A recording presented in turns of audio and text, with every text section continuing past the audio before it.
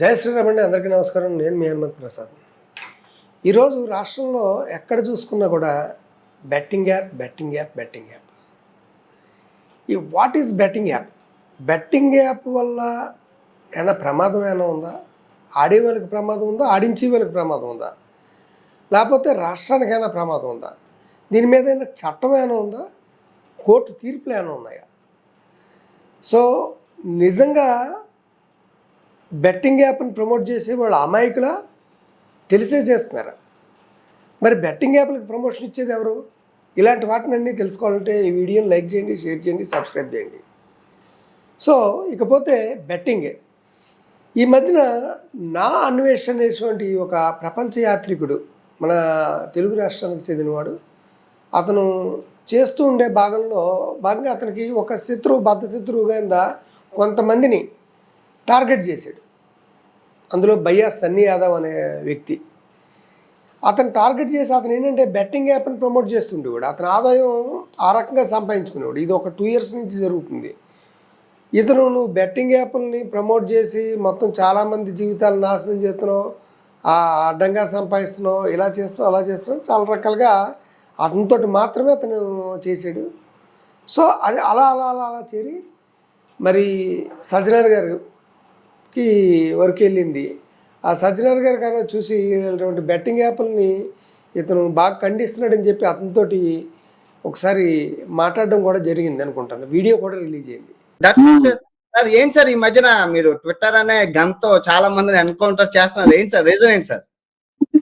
ఏమంటే చాలా మంది వాళ్ళకున్న ఒక ఫాలోయింగ్ ని వాళ్ళు యూజ్ చేసుకుని ఆల్రెడీ మీకు తెలుసు, మీరే చెప్పండి మీ సోర్స్ ఆఫ్ ఇన్కమ్ ఎంత ఉంది ఇప్పుడు మీకు? బికాజ్ అక్కడి నుంచి ఏంటంటే ఆయన ట్వీట్ చేశారు. సో బెట్టింగ్ యాప్లు ఇలా ప్రమోట్ చేసే వాళ్ళ వల్ల జీవితాలు నాశనం అయిపోతున్నాయి, వాళ్ళ మీద చర్యలు తీసుకోండి అని. అట్ ద సేమ్ టైం ఏంటంటే లోకల్ బాయ్ నాని అని విశాఖపట్నానికి చెందిన వ్యక్తి ఈ రకంగా బెట్టింగ్ యాప్ని ప్రమోట్ చేయడం ద్వారా అదే టైంలో సజ్జనార్ గారు ట్వీట్ పెట్టడం, దాన్ని బేస్ చేసుకుని విశాఖపట్నం కమిషనర్ అతని మీద కేసు పెట్టడం, అతను అరెస్ట్ చేయడం, ఈయన ట్వీట్కి స్పందించి ఆయన చేసినందుకు ఈయన థ్యాంక్స్ కూడా చెప్పడం జరిగింది. ఇకపోతే మిగతా వాళ్ళు కూడా ఎంతమంది ఉన్నారు ఇలాగ బెట్టింగ్ యాప్లను ప్రమోట్ చేసేవాళ్ళు అని చెప్పి లెక్క పెడితే చాలామంది వచ్చారు. వీళ్ళందరి మీద కూడా కేసులు పెట్టి వీళ్ళు అడ్డంగా సంపాదించుకుని వీళ్ళ వ్యక్తిగత సంపాదన కోసం జనాలని బలిపెడుతున్నారు, జనాల వల్ల చాలామంది ఆత్మహత్యలు చేసుకుంటున్నారు, చాలామంది నాశనం అయిపోయారు ఇలా అని చెప్పి మిగతా వాళ్ళ మీద కేసులు పెట్టడం జరిగింది. అందులో ప్రముఖులు చాలామంది ఉన్నారు. ఈ ప్రముఖులని మరి ఏ రకంగా అరెస్ట్ చేస్తారు? ఇప్పుడు మామూలుగా యూట్యూబర్స్నైనా విష్ణుప్రియని, టేస్టీ తేజ్ని, రీతు చౌదరిని ఇలా కొంతమంది ఉన్నారు. వీళ్ళతో పాటుగా మరి చాలామంది ప్రముఖులు కూడా ఉన్నారు. మరి వాళ్ళ మీద ఏమైనా కేసులు పెడతారా అంటే కంప్లైంట్లు ఇవ్వడం జరిగింది, కేసులు పెట్టడం కూడా జరిగింది అంటున్నారు. ఏంటంటే దేవరకొండ విజయ్ని కానీ మంచు లక్ష్మి మీద కానీ వీళ్ళ మీద కొంత మీద కంప్లైంట్లు ఇచ్చారు అంటున్నారు. వాళ్ళు అరెస్ట్ చేశారా లేకపోతే నోటీసులు ఇచ్చారా అన్నది త్వరలో తెలుస్తాయి. అయితే ఈ పద్ధతి ఎలాగుంటాయి మరి ప్రముఖ నటులు కూడా వాళ్ళు బెట్టింగ్ యాప్ను ప్రమోట్ చేస్తున్నారు. బాలకృష్ణ గారు ఆహా షోలో ఖచ్చితంగా ఆయన బెట్టింగ్ యాప్ను ప్రమోట్ చేశారని ఒక ఎలిగేషన్ ఉంది. అదేవిధంగా మెట్రో ట్రైన్ల మీద బెట్టింగ్ యాప్ను ప్రమోట్ చేసే విధంగా స్టిక్కర్స్ ఉన్నాయి. అదేవిధంగా ఈయన మన అల్లు అర్జున్ గారు కూడా బెట్టింగ్ యాప్ను ప్రమోట్ చేశారు. వీళ్ళే కాదండి, షారూఖ్ ఖాన్ గారు చేశారు, ప్రకాష్ రాజ్ గారు చేశారు, భారతరత్న అవార్డు అందుకున్నటువంటి సచిన్ టెండూల్కర్ చేశారు. ఇలా చెప్పుకుంటూ పోతే చాంతాడంత ఉంది. ప్రతి వాడు బెట్టింగ్ని చేస్తూనే ఉన్నారు. సో ఈ కేసులు వాళ్ళ వరకు కూడా చుట్టుకుంటుందా? ఇప్పుడు వీళ్ళిద్దరూ చేసినటువంటి ప్రయోగం దేశవ్యాప్తంగా చర్చ అయింది. వాళ్ళందరూ అంటుంది ఏంటంటే మేము లీగల్గానే చేసాం, యాప్ తయారు చేసే వాళ్ళు ట్యాక్స్ కడుతున్నారు గవర్నమెంట్కి, వాళ్ళకి యాప్కి పర్మిషన్ ఉన్నాయి, మేము అన్నీ లీగల్గానే చేసామంటున్నారు. మరి లీగల్గానే చేసేమన్నప్పుడు ఈ అతిగతి లేనటువంటి ఏదో యూట్యూబర్ల మీదైనా చేయడం అనే క్వశ్చన్ రైజ్ అవుతుంది. పాపం ఇమ్రాన్ అనే వ్యక్తి దేశం విడిచి వెళ్ళిపోయాడు అంటున్నారు. అతను పరేషాన్ బాయ్స్ అనేసి అతను యూట్యూబరు. సో కేవలం నాన్ వెజ్ అన్నది అతనికి కంటా ఎక్కువగా రీచ్ అయ్యేటువంటి వ్యక్తులు, వ్యూవర్స్ ఉండేటువంటి వ్యక్తులు ఎవరినో ఉంటే దాన్ని తట్టుకోలేక వాళ్ళని ఏదో రకంగా ఇరికించాలన్న ఉద్దేశంతో ఈ రకమైన తప్పుడు కేసులు పెడుతున్నారనేసి ఒక అభియోగం. బట్ యాక్చువల్గా వస్తే చట్టం ఏమైనా ఉందా ఇలాంటిది అంటే? గేమింగ్ యాక్ట్ నిషేధ చట్టం ఆన్లైన్కి సంబంధించింది. ఇప్పుడంతా కొత్తగా ఆన్లైన్ అన్నది 20 సంవత్సరాల్లో 15 సంవత్సరాల్లో వచ్చింది. దీనికి సంబంధించి చట్టం ఏమీ లేదు. వీళ్ళందరూ కూడా కొత్తగా వచ్చిన చట్టంలో, బిఎన్ఎస్ఎస్ చట్టంలో భాగంగా 318 318 సెక్షన్స్, ఐటీ యాక్ట్ ప్రకారం 66 సెక్షన్స్, తెలంగాణ గేమింగ్ యాక్ట్ 112 సెక్షన్లో మాత్రమే నమోదు చేస్తున్నారు. సో మరి వాళ్ళ మీద కదా, వీళ్ళ మీద కాదు కదా, వాళ్ళ మీద కూడా చేయాలి కదా అన్నటువంటి డిమాండ్స్ పెరుగుతున్నాయి ప్రజల్లో కూడా. ప్రజలందరూ ఆసక్తిగా చూస్తున్నారు, వీళ్ళే చేస్తున్నారా వాళ్ళే చేస్తారని. మరి కొన్ని ప్రభుత్వాలు ప్రోత్సహిస్తున్నాయి, గేమింగ్ యాక్ట్ మీద మనం ఆదాయం సంపాదించుకోవచ్చు అని అన్నట్లు కూడా వార్తలు వస్తున్నాయి. దాని గురించి ఎంతో నాకు తెలియదు. కానీ ఇప్పుడు తెలంగాణ రాష్ట్రంలో ఈ పంజాగుట్ట పోలీసులు కానీ, వియాపూర్ పోలీసులు కానీ వీళ్ళు కొంతమందికి నోటీసులు ఇచ్చి వాళ్ళ ద్వారా వివరాలు సేకరిస్తున్నట్టుగా తెలిసింది. బట్ వేరే ఆంధ్రప్రదేశ్కి వచ్చేటప్పటికి గతంలో జగన్మోహన్ రెడ్డి గారు అయితే గేమింగ్ యాక్ట్ని నిషేధించాలి, దానివల్ల చాలా జీవితాలు కోల్పోతున్నాయని చెప్పి ఓపెన్గానే కేంద్ర ప్రభుత్వానికి లెటర్ రాశారు. సో దాని తర్వాత ఏమైందన్నది పక్కన పెడదాం. బట్ కొత్తగా వినిపిస్తుంది టాక్, ఇది నేను చెప్తుంది కదండి, అది దాన్ని రాంగ్ అని కూడా అనుకుంటున్నాను. చంద్రబాబు నాయుడు గారు అయితే గేమింగ్ యాక్ట్ని పెంచడం ద్వారా ఆదాయం ఎక్కువ అవుతుంది, మనకి 13,000 కోట్లు ఎంతో ఆదాయం వచ్చేటువంటి అవకాశం ఉంది కాబట్టి దాన్ని ప్రమోట్ చేద్దామన్న ఉద్దేశంలో అన్నారు అన్నట్టుగా కొన్ని సోషల్ మీడియాలో ప్రచారం అయితే జరుగుతుంది.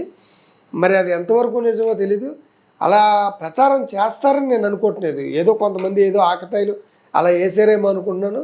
అఫ్కోర్స్ అది how far it is correct అన్నది మనకు తెలియదు, ఏమైనా జీవో రిలీజ్ చేశారా లేదా అన్నది.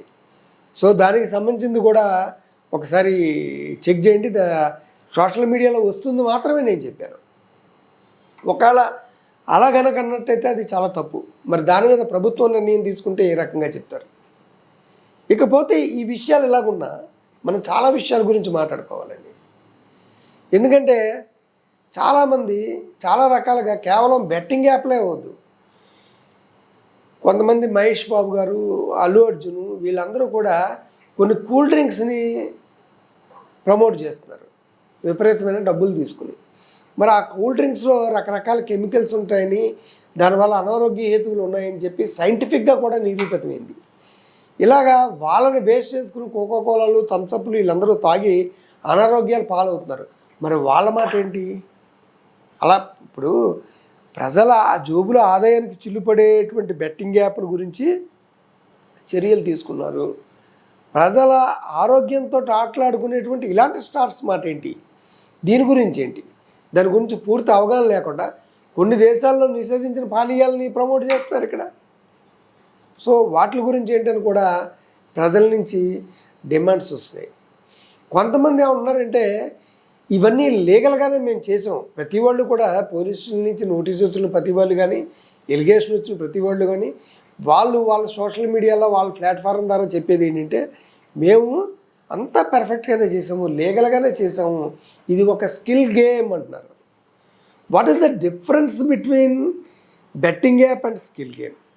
స్కిల్ గేమ్కి బెట్టింగ్ యాప్కి గల డిఫరెంట్ ఏంటి అంటే, డబ్బు పెట్టి ఆడేది ఏదైనా బెట్టింగే. మన క్రికెట్లో బుకీలుని మనం పట్టుకోవట్లేదా, బెట్టింగ్లు కాస్తుంటే డబ్బు పెట్టి ఆడేది ఏదైనా సరే బెట్టింగ్ కింద వస్తుంది. స్కిల్ గేమ్ అంటే ఏంటి? చెస్ కానీ లేకపోతే ఇంకోటి కానీ అవుతుంది. అంతేగాని సుప్రీంకోర్టు తీర్పులు ఉన్నాయి చూసుకోండి, డబ్బు పెట్టకుండా ఆడేది వేరు, అది కూడా కొన్ని గేమ్లు ఆడకూడదు.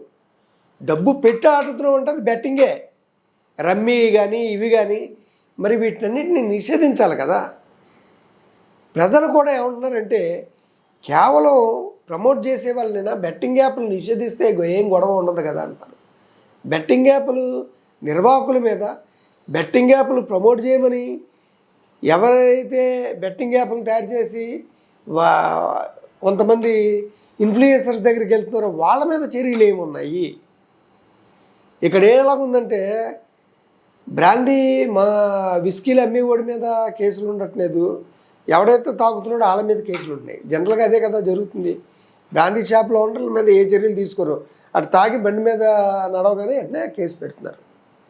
సో ఇలాగా బెట్టింగ్ యాప్లు తయారు చేసి ఎవడైతే ప్రజల్ని అనవసరంగా అలా అప్పుల్లోకి దించేస్తున్నారో, వాళ్ళ జీవితాలని సూసైడ్ చేసుకునేలా చేస్తున్నారో వాళ్ళ మీద ఎందుకు చర్యలు ఉండట్లేదు? సో ఇంకో విషయానికి వస్తే, నిజంగా బెట్టింగ్ యాప్లు ప్రమోట్ చేసే వాళ్ళకి అంత నాలెడ్జ్ ఉందా? ఫస్ట్ ఏదో యూట్యూబ్ ఏదో చేసుకున్నారు, ఏదో ఎడిటింగ్ చేసుకున్నారు. లక్కీగా ప్రజలు కూడా అందులో ఏం కంటెంట్ ఏమి ఉండదు. వాళ్ళు చేసే యూట్యూబ్లో కూడా పెద్దగా కంటెంట్ ఉండదు.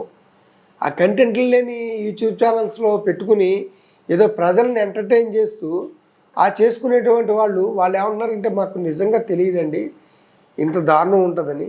వాళ్ళు ఏదో యాప్ పెట్టుకున్నారు కదా, మమ్మల్ని అడిగారు కదా, మేము చేసామంటున్నారు. మరి ignorance of the law is not excused కదా. ఇప్పుడు నిజంగా కేసులు అయితే పెడతారు, కోర్టులో గెలుస్తాయా? వాళ్ళకి తెలిసి చేశారా, తెలియక చేశారా? సో ఏదేమైనా ఇది అక్షంతలు, మొట్టికాయలు, కేసులు ఇవన్నీ కూడా చిన్న వాళ్ళకైనా పెద్ద వాళ్ళ దగ్గరికి వెళ్ళరా? పెద్దవాళ్ళు కూడా చేశారు. ఇప్పుడు ఇది గవర్నమెంట్ స్పాన్సర్డ్ కిందే మెట్రో లైన్ మీద బెట్టింగ్ యాప్లని చేశారంటే, అది మెట్రో వాళ్ళ మీద కూడా కేసులు పెట్టి ఆ రకంగా మెట్రో చైర్మన్ వాళ్ళని కూడా అరెస్టులు చేస్తారా అన్నీ వేచి చూడాలి. పేదవాడుకోనాకో న్యాయం, ఉన్నోడుకోక న్యాయం కాకుండా దీని మీద నిర్దిష్టమైన ప్రణాళికతో ప్రభుత్వం ముందుకెళ్లాలని చెప్పి ఆశిస్తూ జై శ్రీరామ్ హనుమత్ ప్రసాద్.